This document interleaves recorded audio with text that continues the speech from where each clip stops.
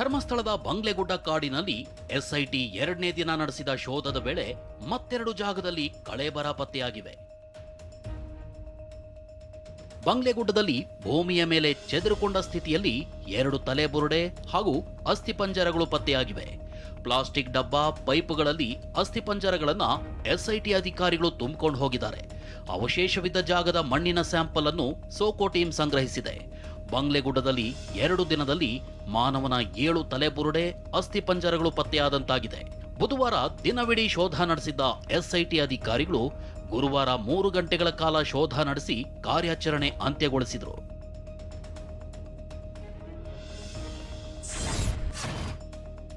ಬುಧವಾರ ಬಂಗ್ಲೆಗುಡ್ಡದಲ್ಲಿ ಶೋಧ ನಡೆಸಿದ್ದ ಎಸ್ಐಟಿಗೆ 5 ಸ್ಥಳಗಳಲ್ಲಿ 5 ತಲೆಬುರುಡೆ ಹಾಗೂ ಅಸ್ಥಿಪಂಜರದ ಅವಶೇಷಗಳು ಪತ್ತೆಯಾಗಿತ್ತು. ಕೇವಲ ಅಸ್ಥಿಪಂಜರ ಮಾತ್ರವಲ್ಲದೆ ಶೋಧದ ವೇಳೆ ಮರದಲ್ಲಿ 2 ಹಗ್ಗ ಹಾಗೂ 1 ಸೀರೆ ಪತ್ತೆಯಾಗಿದೆ. ನೇಣು ಹಾಕಿಕೊಂಡ ಕುಣಿಕೆ ರೀತಿ ಹಗ್ಗ ಹಾಗೂ ಸೀರೆ ಪತ್ತೆಯಾಗಿದೆ. ಹಗ್ಗ ಸಿಕ್ಕ ಮರದ ಕೆಳಭಾಗದಲ್ಲೇ ಅಸ್ಥಿಪಂಜರ ಪತ್ತೆಯಾಗಿದೆ. ಇನ್ನೂ ಒಂದು ಅಸ್ಥಿಪಂಜರದ ಪಕ್ಕದಲ್ಲೇ ಐಡಿ ಕಾರ್ಡ್ ಪತ್ತೆಯಾಗಿದೆ.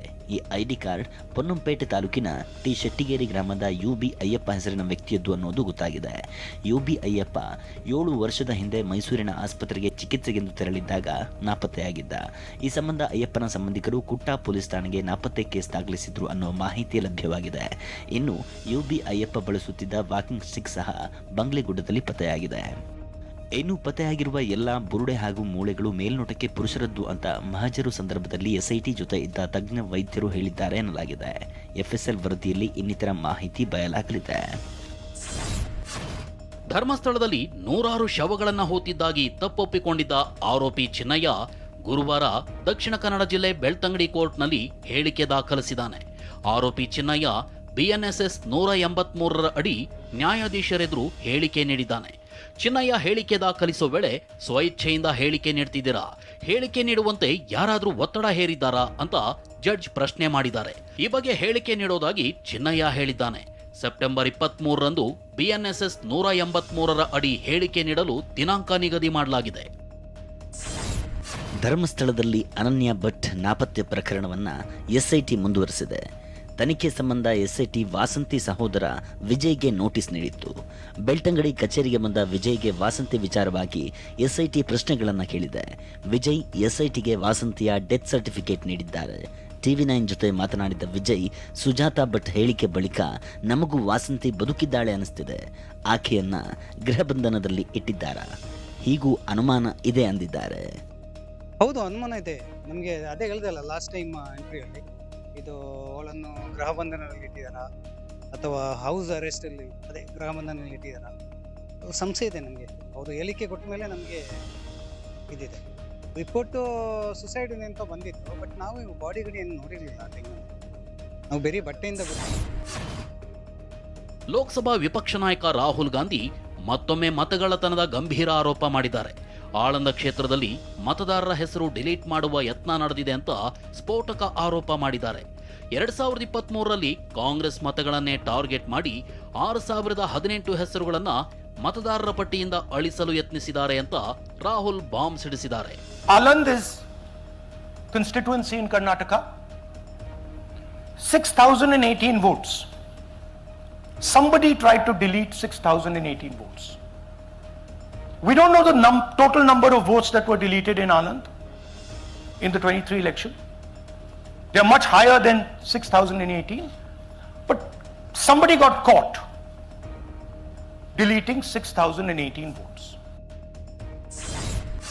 ಆಳಂದ ಕ್ಷೇತ್ರದಲ್ಲಿ ಮತಗಳ್ಳತನ ನಡೆದಿದೆ ಎಂದು ಆರೋಪಿಸಿದ ರಾಹುಲ್ ಗಾಂಧಿ, ಬೇರೆ ಬೇರೆ ರಾಜ್ಯದ ಮೊಬೈಲ್ ನಂಬರ್ ಬಳಸಿ ಈ ಕಳ್ಳಾಟ ನಡೆಸಲಾಗಿದೆ ಎಂದಿದ್ದಾರೆ. ಅಲ್ಲದೆ 14 ನಿಮಿಷದಲ್ಲಿ 12 ವೋಟರ್ ಐಡಿ ಡಿಲೀಟ್ ಆಗಿವೆ. 36 ಸೆಕೆಂಡ್ನಲ್ಲಿ ಒಬ್ಬನೇ ವ್ಯಕ್ತಿಯಿಂದ 2 ಅರ್ಜಿ ಸಲ್ಲಿಕೆಯಾಗಿವೆ ಎಂದಿದ್ದಾರೆ. ಇನ್ನು ಆಳಂದ ಕ್ಷೇತ್ರದ ಮತದಾರರಾದ ಸೂರ್ಯಕುಮಾರ್ ಗೋದಬಾಯಿ ಅವರಿಂದ ಸಾಕ್ಷಿ ಹೇಳಿಸಿದ್ದಾರೆ. ನನ್ನ ಹೆಸರು ಸೂರ್ಯಕಾಂತ್ ಗೋವಿನ. ನಾನು ಸರ್ಸಂಬ ಗ್ರಾಮದಲ್ಲಿ ನನಗೆ ನಾಲೆಜ್ ಕೇಳಿದೆ. ನನ್ನ ಹೆಸರು ಮೇಲೆ 9 ಜನರ ಲಿಸ್ಟನ್ನು ಡಿಲೀಟ್ ಮಾಡಿದ್ದಾರೆ. ನಮ್ಮ ಮತ ಯಾಕೆ ಡಿಲೀಟ್ ಮಾಡ್ತಿದ್ದೀರಿ ಅಂತ ನಾನು ಹೋಗಿ ಸೂರ್ಯಕಾಂತ್ ಅವರಿಗೆ ಕೇಳಿದೆ. ಬಳಿಕ ಈ ಬಗ್ಗೆ ಶಾಸಕರ ಗಮನಕ್ಕೆ ತಂದು ದೂರು ನೀಡಲಾಯಿತು. ದೂರು ನೀಡಿದ ಬಳಿಕ ಮತಗಳು ಡಿಲೀಟ್ ಆಗಲಿಲ್ಲ ಅಂತ ಬಬಿತಾ ಚೌಧರಿ ಹೆಸರಿನ ಮಹಿಳೆ ಹೇಳಿದ್ದಾರೆ. ಅಲ್ಲದೆ ಅಂಗನವಾಡಿ ಕಾರ್ಯಕರ್ತೆ ಬಂದು ಮತ ಡಿಲೀಟ್ಗೆ ಅರ್ಜಿ ಹಾಕಿದ್ದೀರಾ ಅಂತ ಕೇಳಿದಾಗ ಘಟನೆ ಬೆಳಕಿಗೆ ಬಂದಿದೆ. ನಮ್ಮ ಫೋನ್ಗೆ ಯಾವುದೇ ಮೆಸೇಜ್ ಬಂದಿರಲಿಲ್ಲ, ಆದರೂ ಇದು ಹೇಗಾಗಿದೆ ಅನ್ನೋದು ತಿಳಿದಿಲ್ಲ ಅಂದಿದ್ದಾರೆ. ನಮಗೆ ಅಂಗನವಾಡಿ ಕಾರ್ಯಕರ್ತೆಯವರು ಮನೆಗೆ ಬರೋಣ ಗೊತ್ತಾಯಿತು. ಅವ್ರು ಅಂದರು ನಮ್ಮದು ಹೆಸರು ಮೇಲಿಂದು ವೋಟರ್ ಲಿಸ್ಟದಂದು ಹೆಸರು ಕಟ್ ಆಗ್ಯಾವ, ನೀವೇ ಅರ್ಜಿ ಹಾಕಿರೇನಂದು ಕೇಳಿದ್ರು. ನಾವೊಂದು ಯಾರು ಹಾಕ್ಯಾರ ನಮ್ಗೆ ಗೊತ್ತಿಲ್ಲ, ನೀವು ಬಂದ ಬಳಕೆ ನಮ್ಗೆ ಗೊತ್ತಾಗ್ಯದ, ನಮ್ಮ ಅರ್ಜಿ ಕಟ್ ಮಾಡೋಕ್ಕೆ ಹೋಗಬೇಡ್ರಿ, ನಮ್ಗೆ ಓಟ್ ಹಾಕದ್ದ ಅಂದಿವದವ್ರು. ಆಳಂದ ಕ್ಷೇತ್ರದಲ್ಲಿ ಮತಗಳ್ಳತನ ಆಗಿದೆ ಎಂಬ ರಾಹುಲ್ ಗಾಂಧಿ ಆರೋಪಕ್ಕೆ ಸಿಎಂ ಸಿದ್ದರಾಮಯ್ಯ ಸಹಮತ ವ್ಯಕ್ತಪಡಿಸಿದ್ದಾರೆ. ಲೋಕಸಭಾ ವಿಪಕ್ಷ ನಾಯಕ ರಾಹುಲ್ ಗಾಂಧಿ ಅವರು ಇಂದು ಬಹಿರಂಗಪಡಿಸಿರುವ ವಿಷಯಗಳು ಮತಗಳ್ಳತನದ ವ್ಯವಸ್ಥಿತ ಮತ್ತು ಕೇಂದ್ರೀಕೃತ ಪ್ರಯತ್ನಗಳ ಮೂಲಕ ಭಾರತೀಯ ಪ್ರಜಾಪ್ರಭುತ್ವವನ್ನ ಹೇಗೆ ಬುಡಮೇಲು ಮಾಡಲಾಗ್ತಿದೆ ಎಂಬುದನ್ನ ಮತ್ತೊಮ್ಮೆ ಬಹಿರಂಗಗೊಳಿಸಿದೆ. ಕಲಬುರಗಿಯ ಆಳಂದ ಪ್ರಕರಣ ಪ್ರತ್ಯೇಕವಾಗಿಲ್ಲ, ಬದಲಾಗಿ ಮತದಾರರ ಪಟ್ಟಿಯನ್ನ ತಿರುಚುವ ಮತ್ತು ನಾಗರಿಕರ ಮತದಾನದ ಹಕ್ಕನ್ನ ನಿರಾಕರಿಸುವ ದೊಡ್ಡ ಪಿತೂರಿಯ ಕಿಟಕಿಯಾಗಿದೆ. ಇನ್ನು ಆಳಂದ ಕ್ಷೇತ್ರದಲ್ಲಿ ಮತದಾರರ ಹೆಸರು ಡಿಲೀಟ್ಗೆ ಯತ್ನಿಸಿದ ಆರೋಪ ಸಂಬಂಧ ಎಸ್ಐಟಿ ತನಿಖೆ ನಡೆಸುವ ಬಗ್ಗೆ ಸಂಪುಟ ಸಭೆಯಲ್ಲಿ ಚರ್ಚೆ ನಡೆದಿದೆ. ಆಳಂದ ಕ್ಷೇತ್ರದಲ್ಲಿ ಮತದಾರರ ಹೆಸರು ಡಿಲೀಟ್ ಆದ ಬಗ್ಗೆ ಮಾತನಾಡಿದ ಸಚಿವ ಪ್ರಿಯಾಂಕ್ ಖರ್ಗೆ, ಇದನ್ನ ಬಿಜೆಪಿಯವರೇ ಮಾಡ್ತಿರೋದು, ಈ ಬಗ್ಗೆ ನನ್ನ ಬಳಿ ಅಧಿಕೃತ ದಾಖಲೆ ಇದೆ, ಸಮಯ ಬಂದಾಗ ನಿಮ್ಮ ಮುಂದೆ ದಾಖಲೆ ಇಡ್ತೀವಿ ಅಂತ ಹೇಳಿದ್ದಾರೆ. ನಾನು 100% ಹೇಳ್ತಾ ಇದ್ದೀನಿ, ಇದು BJPಯವರ ಮಾಡ್ತಾ ಇರೋದು. ನಮ್ಮ ಹತ್ರ ಅಧಿಕೃತವಾದಂಥ ದಾಖಲೆಗಳಿದೆ, ಅದನ್ನು ಸಂದರ್ಭ ಬಂದಾಗ ನಿಮ್ಮ ಮುಂದೆ ಇಡ್ತೀವಿ. ಯಾರು ಮಾಡ್ತಾ ಇರೋದು, ಹೇಗೆ ಮಾಡ್ತಾ ಇರೋದು ಅಂತ ನಮ್ಮ ಮೂಲಗಳಿಂದ ನಮ್ಗೆ ಗೊತ್ತಾಗಿದೆ. We are just waiting for the right moment. ಕರ್ನಾಟಕದಲ್ಲಿ ಮತಗಳ್ಳತನದ ಬಗ್ಗೆ ತನಿಖೆ ನಡೆಯುತ್ತಿದೆ. ಕರ್ನಾಟಕ ಸಿಐಡಿ ಚುನಾವಣಾ ಆಯೋಗಕ್ಕೆ 18 ತಿಂಗಳಲ್ಲಿ 18 ಬಾರಿ ಪತ್ರ ಬರೆದಿದೆ. ಆದರೆ ಚುನಾವಣಾ ಆಯೋಗ ಉತ್ತರ ನೀಡುತ್ತಿಲ್ಲ ಅಂತ ರಾಹುಲ್ ಗಾಂಧಿ ಆರೋಪಿಸಿದ್ದಾರೆ. There is an ongoing investigation on this matter in Karnataka. The CID of Karnataka has sent 18 letters in 18 months. January 24, Karnataka CID writes to ECI again and says, please send us full information. No answer. ಮತಗಳ್ಳತನ ಸಂಬಂಧ ರಾಹುಲ್ ಸುದ್ದಿಗೋಷ್ಠಿ ಬೆನ್ನಲ್ಲೇ ಕರ್ನಾಟಕ ಮುಖ್ಯ ಚುನಾವಣಾಧಿಕಾರಿಗೆ CID ಬರೆದ ಪತ್ರಗಳು ಬಹಿರಂಗವಾಗಿವೆ. ಪತ್ರದಲ್ಲಿ destination IP ಮತ್ತು destination port ಕಾಣೆಯಾಗಿದೆ. ಸಂಬಂಧಪಟ್ಟವರಿಗೆ ಅದನ್ನು ಒದಗಿಸಲು ನಿರ್ದೇಶಿಸುವಂತೆ ವಿನಂತಿ ಮಾಡಲಾಗಿದೆ. ಅಲ್ಲದೆ 5 ಪ್ರಶ್ನೆಗಳನ್ನ ಕೇಳಿ ಮಾಹಿತಿ ನೀಡುವಂತೆ ಮನವಿ ಮಾಡಲಾಗಿದೆ. NVSP ಮತ್ತು VHA ಅಪ್ಲಿಕೇಶನ್ಗಳು, ಪ್ಲಾಟ್ಫಾರಂಗಳಲ್ಲಿ OTP ಮಲ್ಟಿಫ್ಯಾಕ್ಟರ್ ದೃಢೀಕರಣ ಸೌಲಭ್ಯವನ್ನ ಅಳವಡಿಸಿಕೊಳ್ಳಲಾಗಿದೆಯೇ? ಅರ್ಜಿಗಳನ್ನ ಅಪ್ಲೋಡ್ ಮಾಡಲು OTP ದೃಢೀಕರಣ ಸೌಲಭ್ಯವನ್ನ ವಿಸ್ತರಿಸಲಾಗಿದೆಯೇ? ಹಾಗಿದ್ದಲ್ಲಿ ವಿವರಗಳನ್ನ ಒದಗಿಸಿ.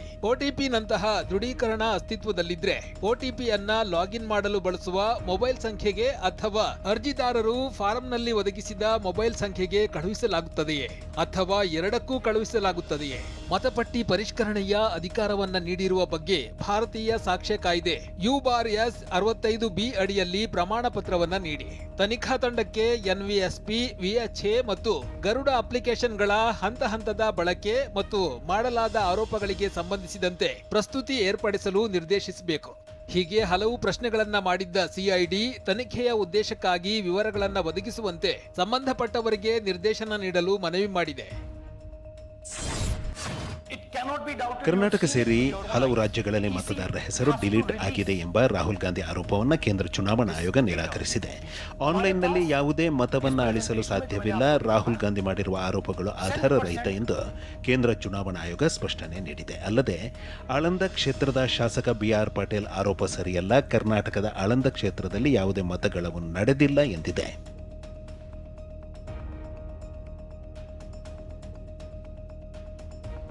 ಇತ್ತ ಮತಗಳ್ಳತನ ಬಗ್ಗೆ ರಾಹುಲ್ ಗಾಂಧಿ ಆರೋಪಕ್ಕೆ ಕೇವಲ ಚುನಾವಣಾ ಆಯೋಗ ಮಾತ್ರ ಪ್ರತಿಕ್ರಿಯೆ ನೀಡುತ್ತಿದೆ. ಇದಕ್ಕೆ ಬಿಜೆಪಿಯವರು ಉತ್ತರ ಕೊಡಬೇಕು ಅಂತ ಸಚಿವ ಶಿವರಾಜ್ ತಂಗಡಗಿ ಹೇಳಿದ್ದಾರೆ. ಇಲ್ಲಿವರೆಗಾದರೂ ಪ್ರಧಾನಮಂತ್ರಿಗಳು ಇದ್ರ ಬಗ್ಗೆ ಹೇಳಿಕೆಯನ್ನು ಕೊಟ್ಟಿಲ್ಲ ಮತ್ತು ಅಮಿತ್ ಶಾ ಅವರು ಹೇಳಿಕೆ ಕೊಟ್ಟಿಲ್ಲ. ಚುನಾವಣಾ ಆಯೋಗದವ್ರು ಮಾತ್ರ ಮಾತಾಡ್ತಾ ಇದ್ದಾರೆ. ಇವರೇ ಹೇಳಿಕೆ ಕೊಡ್ತಿಲ್ಲ. ಇವತ್ತು ದೇಶವನ್ನು ಮುನ್ನಡೆಸ್ತಾ ಇರುವಂಥವ್ರು. ಬಿಹಾರ ಮಾದರಿಯಲ್ಲಿ ಕರ್ನಾಟಕದಲ್ಲೂ ಮತದಾರರ ಪಟ್ಟಿ ಪರಿಷ್ಕರಣೆ ನಡೆಯಲಿದೆ. ಸೆಪ್ಟೆಂಬರ್ 25ರ ಬಳಿಕ 5 ಹಂತದಲ್ಲಿ ರಾಜ್ಯದಲ್ಲಿ ಎಸ್ಐಆರ್ ಪ್ರಕ್ರಿಯೆ ನಡೆಯಲಿದೆ. ಈ ವೇಳೆ ಚುನಾವಣಾ ಸಿಬ್ಬಂದಿ ಮನೆ ಮನೆಗೆ ತೆರಳಿ ಮಾಹಿತಿ ಸಂಗ್ರಹಿಸಲಿದ್ದಾರೆ. ರಾಜ್ಯದಲ್ಲೂ ಮತದಾರರ ಪಟ್ಟಿ ಪರಿಷ್ಕರಣೆ ನಡೆಸುವ ಬಗ್ಗೆ ಪ್ರತಿಕ್ರಿಯಿಸಿರುವ ಸಚಿವ ಪ್ರಿಯಾಂಕ್ ಖರ್ಗೆ 65 ಲಕ್ಷದಿಂದ 75 ಲಕ್ಷ ಜನರಿಗೆ ಮತದ ಹಕ್ಕನ್ನ ಕಸಿದುಕೊಳ್ಳುತ್ತಿದ್ದಾರೆ. ಇದೇನಾ ಪ್ರಜಾಪ್ರಭುತ್ವ ಅಂತ ಪ್ರಶ್ನಿಸಿದ್ದಾರೆ. 65 ಲಕ್ಷ 75 ಲಕ್ಷ ಜನರಿಗೆ ನೀವು ಮತದ ಹಕ್ಕನ್ನು ನೀವು ಕಸ್ಕೋತಾ ಇದ್ದೀರಾ ಅಂದರೆ ಇದಾ ಪ್ರಜಾಪ್ರಭುತ್ವ? ಇವ್ರ ಜವಾಬ್ದಾರಿ ಏನು? ಇವ್ರ ಜವಾಬ್ದಾರಿ ಪ್ರತಿಯೊಬ್ಬರಿಗೆ ಐಡೆಂಟಿಫೈ ಮಾಡಿ ವೋಟರ್ ಐ ಡಿ ಕೊಟ್ಟು ಸರಿಯಾಗಿ ಮತದಾನ ಮಾಡಿಸೋದು ಇವ್ರ ಜವಾಬ್ದಾರಿ. ಮತಗಳನ್ನು ಕಳುವು ಮಾಡೋದು ಇವ್ರ ಜವಾಬ್ದಾರಿ ಅಲ್ಲ, ಅಥವಾ ಮತದಾನದ ಹಕ್ಕನ್ನು ಕಸ್ಕೊಳೋದು ಇವ್ರ ಜವಾಬ್ದಾರಿ ಅಲ್ಲ. ಸರ್ಕಾರದ ಜಾತಿ ಗಣತಿ ರದ್ದುಪಡಿಸುವಂತೆ ಕೋರಿ ಹೈಕೋರ್ಟ್ಗೆ 2 ಸಾರ್ವಜನಿಕ ಹಿತಾಸಕ್ತಿ ಅರ್ಜಿ ಸಲ್ಲಿಕೆಯಾಗಿದೆ. ವಕೀಲ ಕೆಎನ್ ಸುಬ್ಬಾರೆಡ್ಡಿ, ಎನ್ ಜಗದೀಶ್ ಮತ್ತಿತರರು ಹೈಕೋರ್ಟ್ಗೆ PIL ಸಲ್ಲಿಸಿದ್ದು 15 ದಿನಗಳಲ್ಲಿ ಸರ್ಕಾರ ತರಾತುರಿಯಲ್ಲಿ ಜಾತಿ ಗಣತಿ ನಡೆಸುತ್ತಿದೆ. ಅದರಲ್ಲೂ ದಸರಾ ರಜೆಯ ದಿನಗಳಲ್ಲಿ ಜಾತಿ ಗಣತಿ ನಡೆಸುತ್ತಿದೆ. ಜನರು ಹಬ್ಬ, ಕೃಷಿ ಚಟುವಟಿಕೆಗಳಲ್ಲಿ ನಿರತರಾಗಿದ್ದಾಗ ಗಣತಿ ಸರಿಯಲ್ಲ ಎಂದು ಅರ್ಜಿಯಲ್ಲಿ ಉಲ್ಲೇಖಿಸಲಾಗಿದೆ. ಇತ್ತ ಸಚಿವ ಸಂಪುಟ ಸಭೆಯಲ್ಲಿ ಸಚಿವರು ಸಾಮಾಜಿಕ, ಶೈಕ್ಷಣಿಕ ಮತ್ತು ಆರ್ಥಿಕ ಸಮೀಕ್ಷೆ ಬಗ್ಗೆ ತಮ್ಮ ಅಭಿಪ್ರಾಯ ತಿಳಿಸಿದ್ದಾರೆ. ಸಮೀಕ್ಷೆ ಮುಂದುವರಿಕೆ ಬಗ್ಗೆ ಸಿಎಂ ಸಿದ್ದರಾಮಯ್ಯ, ಬೈರತಿ ಸುರೇಶ್, ಸಂತೋಷ್ ಲಾಡ್ ಹಾಗೂ KH ಮುನಿಯಪ್ಪರಿಂದ ಮಾತ್ರ ಒಲವು ತೋರಿದ್ದಾರೆ ಎನ್ನಲಾಗಿದೆ. 3,500 ಕೋಟಿ ರೂಪಾಯಿ ಮದ್ಯ ಹಗರಣಕ್ಕೆ ಸಂಬಂಧಿಸಿ ಇಡಿ ದಾಳಿ ಮುಂದುವರೆದಿದೆ. ತೆಲಂಗಾಣ, ಆಂಧ್ರಪ್ರದೇಶ, ತಮಿಳುನಾಡು, ಕರ್ನಾಟಕ ಮತ್ತು ದೆಹಲಿಯಾದ್ಯಂತ ಸುಮಾರು 20 ಸ್ಥಳಗಳಲ್ಲಿ ಜಾರಿ ನಿರ್ದೇಶನಾಲಯದ ಅಧಿಕಾರಿಗಳು ಗುರುವಾರ ದಾಳಿ ನಡೆಸಿದ್ದಾರೆ. ಅರಟೆ institute of medical sciences, Shri jewellers, NR Udyog, LLP ಮತ್ತು ಚೆನ್ನೈ ಮೂಲದ ಹಲವಾರು ಸಂಸ್ಥೆಗಳು ಸೇರಿದಂತೆ ಹಲವು ವ್ಯಕ್ತಿಗಳನ್ನು ಗುರಿಯಾಗಿಸಿಕೊಂಡು ಈ ದಾಳಿ ನಡೆಸಲಾಗಿದೆ. ಸಿದ್ದರಾಮಯ್ಯನವರು ಮಾಡುತ್ತಿರುವ ಮರು ಆರ್ಥಿಕ ಮತ್ತು ಶೈಕ್ಷಣಿಕ ಸಮೀಕ್ಷೆಯನ್ನು ಸ್ವಾಗತ ಮಾಡುತ್ತೇನೆ ಎಂದು ಅತಿ ಹಿಂದುಳಿದ ವರ್ಗಗಳ ಜಾಗೃತಿ ವೇದಿಕೆ ಅಧ್ಯಕ್ಷ MC ವೇಣುಗೋಪಾಲ್ ಹೇಳಿದ್ದಾರೆ. ಅತಿ ಹಿಂದುಳಿದ ಜನಾಂಗಗಳಿಗೆ ಸ್ವಲ್ಪ ಎಜುಕೇಟ್ ಮಾಡುವ ಕೆಲಸ ಮಾಡಿ ಸಮೀಕ್ಷೆಯಲ್ಲಿ ಪಾಲ್ಗೊಳ್ಳುವ ಕೆಲಸ ಮಾಡಬೇಕು. ಸಮೀಕ್ಷೆ ಮಾಡಲು ಬಂದವರಿಗೆ ಅತಿ ಹಿಂದುಳಿದ ವರ್ಗದವರು ಸಹಕಾರ ಕೊಟ್ಟು ಜಾತಿಯನ್ನು ನಮೂದನೆ ಮಾಡಬೇಕು ಅಂದಿದ್ದಾರೆ. ಅಲ್ಲದೆ ಅತಿ ಸಣ್ಣ ಸಮುದಾಯಗಳಿಗೆ ವಂಚನೆ ಆಗದಂತೆ ಸಮೀಕ್ಷೆ ಮಾಡಬೇಕು. ರಾಜಕೀಯ ಒತ್ತಡಕ್ಕೆ ಮಣಿಯದೆ ಸಮೀಕ್ಷೆ ಮಾಡಬೇಕು ಎಂದು MC ವೇಣುಗೋಪಾಲ್ ಹೇಳಿಕೆ ನೀಡಿದ್ದಾರೆ. ಕೆಲವು ಕಡೆ ಬಂಡಾರಿ ಸಮಾಜ ಅಂತ ಮಂಗಳೂರು ಕಡೆ ಕರೀತಾರೆ, ಈ ಕಡೆ ಸವಿತಾ ಸಮಾಜ ಅಂತಾರೆ, ಇನ್ನು ಅಡಪದ ಸಮಾಜ ಅಂತಿದೆ. ಈಗ ಅಡಪದ ಸಮಾಜದವರು ಉತ್ತರ ಕರ್ನಾಟಕ, ಬಾಂಬೆ ಕರ್ನಾಟಕ, ಕರ್ನಾಟಕದಲ್ಲಿ ಇದ್ದಾರೆ. ಅವರು ಅಡಪದ ಸಮಾಜ ಅಂತಲೇ ಮೆನ್ಷನ್ ಮಾಡ್ತಾರೆ. ಈ ರಾಜ್ಯದಲ್ಲಿ ಬಹುತೇಕ 90% ಇರ್ತಕ್ಕಂಥದ್ದು ಸವಿತಾ ಸಮಾಜದವರು. ಅವರು ಮನೆಗಳಿಗೆ ಹೋದಾಗ ಸವಿತಾ ಸಮಾಜ ಅಂತ ನಮೂದನೆ ಮಾಡಿ ಅಂತ. ಅದೇ ರೀತಿ ಮಡಿವಾಳ ಸಮಾಜ ಆಗ್ಬೋದು, ಕುಂಬಾರ ಸಮಾಜ ಆಗಿದ್ದು ಅವರವರ ಸಮಾಜಗಳನ್ನು ಅವರು ಸರಿಯಾದ ರೀತಿಯಲ್ಲಿ ಪ್ರತಿಪಾದನೆ ಮಾಡಿ ಬಂದಂಥ ಸಮೀಕ್ಷೆ ಮಾಡೋದು ಬಂದಂಥ ಶಿಕ್ಷಕರಿಗೆ ಸಹಕರಿಸಬೇಕು. ಹಿಂಡೆನ್ಬರ್ಗ್ ಪ್ರಕರಣದಲ್ಲಿ ಅದಾನಿ ಗ್ರೂಪ್ಗೆ ಬಿಗ್ ರಿಲೀಫ್ ಸಿಕ್ಕಿದೆ. ಪ್ರಕರಣಕ್ಕೆ ಸಂಬಂಧಿಸಿದ ಆರೋಪಗಳಿಂದ ಅದಾನಿ ಗ್ರೂಪ್ ಅಧ್ಯಕ್ಷ ಗೌತಮ್ ಅದಾನಿ ಅವರಿಗೆ ಸೆಬಿ ಕ್ಲೀನ್ ಚಿಟ್ ನೀಡಿದೆ. ಷೇರು ಬೆಲೆಯಲ್ಲಿ ಕೃತಕ ಏರಿಕೆ ಮಾಡಲಾಗಿದೆ ಎಂದು 2023ರಲ್ಲಿ ಅಮೆರಿಕ ಮೂಲದ ಹಿಂಡೆನ್ಬರ್ಗ್ ರಿಸರ್ಚ್ ಆರೋಪ ಮಾಡಿತ್ತು. ನಟ ಸುದೀಪ್ ವಿರುದ್ಧ ಅವಹೇಳನಕಾರಿ ಕಾಮೆಂಟ್ ಮಾಡಿದವರ ವಿರುದ್ಧ ದೂರು ದಾಖಲಾಗಿದೆ. ಫೇಕ್ ಫೋಟೋ ಬಳಸಿ ಕೆಲವರು ಕಮೆಂಟ್ ಮಾಡ್ತಿದ್ದಾರೆ. ಇದು ಸ್ಟಾರ್ ವಾರ್ಗೆ ಕಾರಣ ಆಗ್ತಿದೆ ಎಂದು ಆರೋಪಿಸಿ ಕಿಚ್ಚ ಸುದೀಪ್ ಸೇನಾ ಸಮಿತಿಯ ನವೀನ್ ಗೌಡ ದೂರು ನೀಡಿದ್ದಾರೆ. ಫೇಕ್ ಅಕೌಂಟ್ ಹೋಲ್ಡರ್ ವಿರುದ್ಧ ಕ್ರಮ ಕೈಗೊಳ್ಳುವಂತೆ ಬೆಂಗಳೂರು ಪೊಲೀಸ್ ಕಮಿಷನರ್ಗೆ ಮನವಿ ಮಾಡಿದ್ದಾರೆ. ಫ್ಲಾಟ್ನಲ್ಲಿ ಪಾಲು ಬೇಕೆಂದು ಬಿಗ್ ಬಾಸ್ ಸ್ಪರ್ಧಿ ರಂಜಿತ್ ಹಾಗೂ ಅಕ್ಕ ರಶ್ಮಿ ಠಾಣೆ ಮೆಟ್ಟಿಲೇರಿದ್ದಾರೆ. ಫ್ಲಾಟ್ ವಿಚಾರವಾಗಿ ರಂಜಿತ್ ಪತ್ನಿ ಹಾಗೂ ಸಹೋದರಿ ರಶ್ಮಿ ನಡುವೆ ಗಲಾಟೆ ನಡೆದಿದೆ. ಅಮೃತಹಳ್ಳಿ ಪೊಲೀಸ್ ಠಾಣೆಯಲ್ಲಿ ಅಕ್ಕ ತಮ್ಮ ಇಬ್ಬರು ಪರಸ್ಪರ ದೂರು ದಾಖಲಿಸಿದ್ದಾರೆ. NCR ದಾಖಲಿಸಿಕೊಂಡಿರುವ ಪೊಲೀಸರು ಕೋರ್ಟ್ನಲ್ಲಿ ಇತ್ಯರ್ಥಪಡಿಸಿಕೊಳ್ಳುವಂತೆ ಸೂಚಿಸಿದ್ದಾರೆ. ಅಭಿನಯ ಭಾರ್ಗವ ಸಾಹಸ ಸಿಂಹ ವಿಷ್ಣುವರ್ಧನ್ ಅವರ 75ನೇ ಜನ್ಮದಿನವನ್ನ ಅಭಿಮಾನಿಗಳು ಹಬ್ಬದಂತೆ ಸೆಲೆಬ್ರೇಟ್ ಮಾಡಿದ್ದಾರೆ. ಮೈಸೂರಿನ ಸ್ಮಾರಕದಲ್ಲಿ ಪತ್ನಿ ಭಾರತಿ ವಿಷ್ಣುವರ್ಧನ್, ಮಗಳು, ಅಳಿಯ, ಮೊಮ್ಮಕ್ಕಳು ವಿಷ್ಣು ಸಮಾಧಿಗೆ ಪೂಜೆ ಸಲ್ಲಿಸಿದ್ದಾರೆ. ರಿಯಲ್ ಸ್ಟಾರ್ ಉಪೇಂದ್ರ 57ನೇ ಹುಟ್ಟುಹಬ್ಬ ಆಚರಿಸಿಕೊಂಡಿದ್ದಾರೆ. ಅಭಿಮಾನಿಗಳ ಜೊತೆ ಉಪ್ಪಿ ಕೇಕ್ ಕಟ್ ಮಾಡಿ ಸಂಭ್ರಮಿಸಿದ್ದಾರೆ. ಉಪೇಂದ್ರ ನಟನೆಯ 45 ಚಿತ್ರತಂಡ ಪೋಸ್ಟರ್ ಗಿಫ್ಟ್ ಮಾಡಿದೆ. ಕನ್ನಡದ ಮನೆಮಗಳು ನಟಿ ಶ್ರುತಿ ತಮ್ಮ 50ನೇ ವರ್ಷದ ಹುಟ್ಟುಹಬ್ಬ ಆಚರಿಸಿಕೊಂಡಿದ್ದಾರೆ. ಇಸ್ಕಾನ್ ದೇವಸ್ಥಾನದ ದ್ವಾರಕಾ ಹಾಲ್ನಲ್ಲಿ ಕುಟುಂಬಸ್ಥರು ಆಪ್ತರ ಸಮ್ಮುಖದಲ್ಲಿ ಗ್ರ್ಯಾಂಡ್ ಸೆಲೆಬ್ರೇಷನ್ ನಡೆದಿದೆ.